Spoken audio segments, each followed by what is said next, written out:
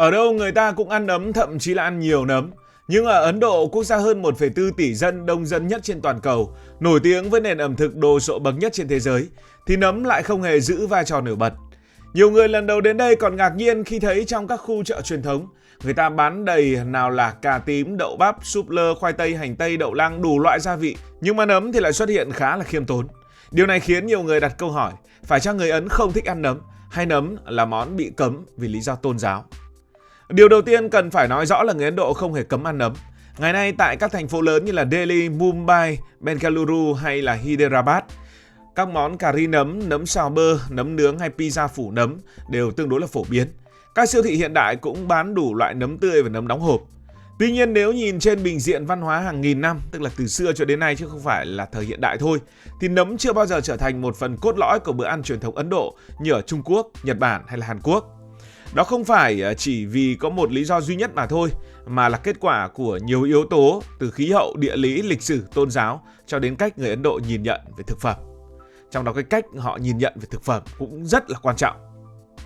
Người ta sẽ nói rằng tôi chọn cái này để nấu bởi vì nguyên liệu, bởi vì gia vị, bởi vì giá cả, bởi vì dinh dưỡng. Nhưng với nhiều người Ấn Độ, đặc biệt là các gia đình chịu ảnh hưởng sâu sắc của truyền thống Hindu, câu hỏi còn có một yếu tố khác, món ăn đó có giúp tâm trí trở nên thanh thản hay không? Đây là khái niệm đã tồn tại từ hàng nghìn năm trước trong triết học Ấn Độ. Theo đó, đồ ăn thức uống không chỉ tác động đến cơ bắp hay dạ dày mà còn ảnh hưởng trực tiếp tới tính cách, cảm xúc và suy nghĩ của con người. Thì người Ấn Độ ngày xưa mới chia thực phẩm làm 3 nhóm lớn, trong đó có một nhóm cuối cùng, nhóm này được gọi là Tamasic. Thì theo cái quan niệm ngày xưa, đây là những thực phẩm khiến cơ thể nặng nề, tinh thần uể oải hoặc là thiếu minh mẫn nếu sử dụng thường xuyên. Điều thú vị là nhiều trường phái Hindu, nấm thường được xếp vào cái nhóm này, cái nhóm cuối cùng. Ngày nay, các nhà khoa học thì đều công nhận nấm rất là giàu dinh dưỡng. Chúng chứa nhiều vitamin nhóm B, kali, selen, chất chống oxy hóa và đặc biệt là rất ít chất béo. Vậy tại sao một thứ tốt cho sức khỏe lại bị xếp vào nhóm không thanh khiết theo quan điểm của người Ấn Độ? Thì câu trả lời nằm ở cách người xưa quan sát thiên nhiên. Không giống cây lúa mọc ngoài đồng dưới ánh nắng hay là cây xoài vươn lên từ đất rồi đâm hoa kết trái, nấm thường xuất hiện ở những nơi tối, ẩm và kín. Người ta thấy nó mọc ở trên gỗ mục, ở thân cây đang bị phân hủy, lá mục hoặc đôi khi mọc ngay trên phân của động vật. Đối với chúng ta ngày nay, đó đơn giản chỉ là vì môi trường sinh trưởng tự nhiên của nấm. Nhưng hàng nghìn năm trước, khi mà chưa có kính hiển vi mà cũng chẳng có kiến thức gì về vi sinh vật, hình ảnh ấy khiến nhiều người liên tưởng đến sự mục nát và quá trình phân hủy, bẩn thỉu. Thêm vào đó, nấm còn phát triển rất nhanh. Có những cái loại chỉ sau một đêm mưa là sáng hôm sau đã mọc kín cả gốc cây. Điều này càng làm cho người xưa cảm thấy đây là một loại sinh vật bí ẩn, khó hiểu và khác thường. Vì thế trong suy nghĩ của rất nhiều những cộng đồng truyền thống, nấm không phải là món ăn lý tưởng dành cho những người muốn giữ cơ thể và tâm trí ở trạng thái thanh tịnh. Đương nhiên điều này không có nghĩa là toàn bộ người Hindu, người Ấn Độ giáo đều kiêng nấm. Ngày nay rất nhiều người vẫn ăn bình thường, nhưng quan niệm ấy đã tồn tại hàng thế kỷ và góp phần khiến nấm chưa bao giờ trở thành nguyên liệu phổ biến như các loại đậu, rau, củ hay sữa trong nền ẩm thực của Ấn Độ. Vâng, và lại nói đến tôn giáo thì không chỉ Hindu giáo, không chỉ Ấn Độ giáo đâu, mà Kỳ Na giáo cũng là tôn giáo khiến nhiều người gần như nói không hoàn toàn với nấm. Hiện nay thì người Kỳ Na giáo chỉ chiếm khoảng 1% dân số Ấn Độ. Con số này thì có vẻ rất nhỏ, nhưng mà 1% của Ấn Độ nó đã là lớn rồi. Và cộng đồng Kỳ Na giáo hay còn gọi là Jain đã có từ hàng nghìn năm nay, có ảnh hưởng mạnh trong lĩnh vực thương mại, giáo dục và đặc biệt là văn hóa ẩm thực. Triết lý cốt lõi của Kỳ Na giáo là không làm tổn hại đến bất kỳ sinh vật nào. Đây được xem là một trong những nguyên tắc bất bạo động nghiêm ngặt nhất ở trên thế giới. Đối với người Kỳ Na, việc không sát sinh không chỉ áp dụng với động vật như là bò, gà hay là cá. Họ còn cố gắng tối đa hạn chế làm tổn thương những sinh vật nhỏ bé mà mắt thường khó nhìn thấy. Chính vì vậy, chế độ ăn của họ có nhiều quy định đặc biệt. Họ thường tránh các loại rau củ phải nhổ cả gốc như là khoai tây, hành, tỏi, củ cải hay là cà rốt.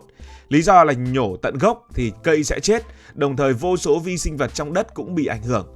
Và nấm cũng nằm trong nhóm này. Điều đáng nói là ảnh hưởng của những người Kỳ Na đã vượt xa phạm vi cộng đồng của họ. Trong hàng trăm năm, nhiều phong cách ăn chay của người Kỳ Na đã lan sang các nhóm Hindu khác. Vì thế, ngay cả những người không theo Kỳ Na giáo đôi khi cũng giữ thói quen hạn chế ăn nấm, hành hoặc tỏi trong những dịp lễ, những ngày ăn chay hay là các nghi lễ tôn giáo. Thế nhưng tất cả cũng đều chỉ là những mảnh ghép tôn giáo. Nếu chỉ có lý do tôn giáo thì nấm đã không bị lép vế đến như vậy. Phía sau còn là một nguyên nhân rất thực tế, gắn liền với chính khí hậu khắc nghiệt của tiểu lục địa Ấn Độ, nơi cái nóng có thể khiến một rổ nấm tươi vừa hái buổi sáng gần như hỏng trước khi mặt trời lặn. Chúng ta hãy tưởng tượng mình đang sống ở miền Bắc Ấn Độ cách đây vài trăm năm. Khi ấy thì bảo quản mọi thứ rất là khó. Mọi thứ đều phải được ăn ngay sau khi thu hoạch hoặc tìm cách phơi khô, muối chua hay lên men để kéo dài thời gian sử dụng. Trong hoàn cảnh này thì nấm gần như là một cơn ác mộng đối với người bán lẫn người mua. Khoảng 85 cho đến 95% khối lượng của nấm là nước. Chính vì vậy nấm rất mềm, rất dễ dập và cực kỳ nhanh hỏng. Chỉ cần để ở nơi nóng vài giờ, nấm đã bắt đầu mất nước, chuyển màu và giảm chất lượng. Nếu nhiệt độ lên tới 40-45 độ C như mùa hè ở nhiều bang của Ấn Độ, thời gian bảo quản còn ngắn hơn nữa. Trong khi đó, những thực phẩm quen thuộc của người Ấn Độ lại có ưu điểm hoàn toàn trái ngược. Đậu lăng có thể cất hàng tháng, gạo thì ăn được cả năm, bột mì tất nhiên bảo quản rất lâu, gia vị sau khi phơi khô gần như là không sợ thời tiết nắng nóng. Ngay cả hành, tỏi hay là khoai tây cũng dễ cất giữ lâu hơn rất nhiều. Nếu bạn là một người nông dân hoặc bạn là một người thương nhân cách đây vài trăm năm, bạn sẽ trồng cái loại nào? Một cái loại để một lúc là hỏng, mua bán nó rất là khó, hay là những cái loại để được lâu? Câu trả lời chắc là đã có sẵn ở trong đầu rồi. Chính vì vậy, nấm không tạo ra được lợi thế kinh tế trong nền nông nghiệp truyền thống của Ấn Độ. Nó không phải là loại cây có thể vận chuyển xa bằng xe bò hay lạc đà qua hàng trăm cây số mà vẫn giữ được chất lượng. Và không phải loại nào cũng để khô được giống như ngày nay chúng ta đi siêu thị mà mua đâu. Nhìn rộng ra, trên thế giới hiện nay có khoảng hơn 14.000 loài nấm đã được mô tả. Và các nhà khoa học ước tính con số thực tế có thể lên đến hàng triệu loài. Trong số đó chỉ một phần nhỏ là được con người sử dụng làm thực phẩm. Ngược lại, có rất nhiều loài chứa độc tố cực mạnh. Chỉ cần ăn một lượng rất nhỏ cũng có thể gây tổn thương gan, suy thận hoặc tử vong. Điều nguy hiểm là nhiều loại nấm độc lại trông gần như nấm ăn được. Với người không có kinh nghiệm, việc phân biệt gần như là bất khả thi.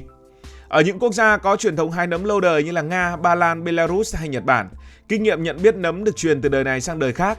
Trẻ con từ nhỏ đã được theo cha mẹ vào rừng, học cách nhận diện từng loài. Còn tại phần lớn Ấn Độ, truyền thống này không phát triển mạnh. Khi kiến thức không đủ, lựa chọn an toàn nhất chính là tránh luôn. Điều thú vị là không chỉ người Ấn mới làm vậy. Ngay cả ở châu Âu thời Trung Cổ, nhiều vùng cũng từng rất sợ nấm. Chỉ đến khi khoa học phát triển và nghề trồng nấm thương mại ra đời, người dân mới dần yên tâm hơn. Ít ăn nấm, nhưng đừng sợ, bởi vì người Ấn Độ vẫn còn ăn nhiều thứ khác, ăn nhiều hơn cả chúng ta về sự đa dạng.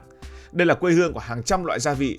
Chỉ riêng một nồi cà ri cũng có thể kết hợp nghệ thì là rau mùi, bạch đậu khấu, quế, đinh hương, hạt mù tạt, lá cà ri, tiêu đen, gừng tỏi. Hương vị trong món ăn Ấn Độ được xây dựng bằng cách phối hợp nhiều lớp gia vị chứ không phụ thuộc vào nấm. Chưa hết, nguồn protein thực vật của người Ấn Độ cũng vô cùng phong phú. Họ có đậu lăng, đậu xanh, đậu gà, đậu đỏ, các loại đậu bản địa cùng hàng chục món chế biến từ sữa như là paneer, sữa chua và bơ sữa. Đối với nhiều gia đình ăn chay, những nguyên liệu này đã cung cấp lượng đạm dồi dào, dễ bảo quản và quen thuộc từ hàng nghìn năm nay. Có thể hình dung như thế này. Nếu ở Nhật Bản, nấm là một thứ gần như là khó thiếu trong những bữa ăn hàng ngày, thì ở Ấn Độ nó lại là một thứ rất hiếm. Tất nhiên ở thời hiện đại thì cái gì nó cũng có thể thay đổi. Nấm đang từng bước tìm được chỗ đứng mới trong nền ẩm thực hiện đại của Ấn Độ.